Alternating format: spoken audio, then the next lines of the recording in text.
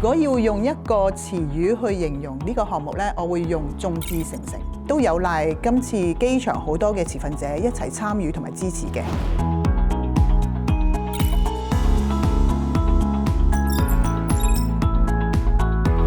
香港空運進口取貨數碼通呢個項目呢，其實我哋通過咗最新嘅科技應用啦，例如區塊鏈啊、智能合約同埋相關持份者嘅一齊合作，將一個傳統倚重紙本人手操作嘅流程徹底改革。過往嘅香港空運入口攞貨嘅流程咧，其實沿用咗好多年。鑑於現代科技嘅進步啦，其實亦都有好多嘅新嘅解決方案，所以我哋希望應用到一啲最新嘅科技，打造一個綜合、可信而中立嘅操作平台。呢個項目推出咗之後咧，我哋啲用家啦，包括一啲貨運代理啦，同埋運輸車隊咧，反應咧都好正面嘅。網站上咧亦都有所有嘅時間記錄，咁啊，亦都提升翻我哋成個操作嘅可視度。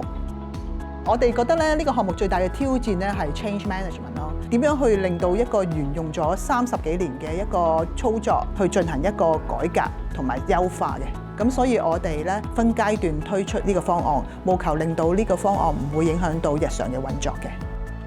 當然非常之開心啦，亦都多謝大會俾呢個獎勵我哋啦。呢個係一個好大嘅 recognition 俾到我哋。除咗機管局之外咧，其實業界亦都好開心得到呢個榮譽嘅。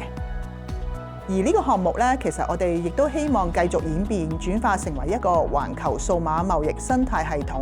唔單止令到貨物流、資訊流更加有效率同埋更準確，亦都可以繼續通過一啲新科技嘅應用啦，同埋跨國行業嘅合作啦，促進香港經濟貿易。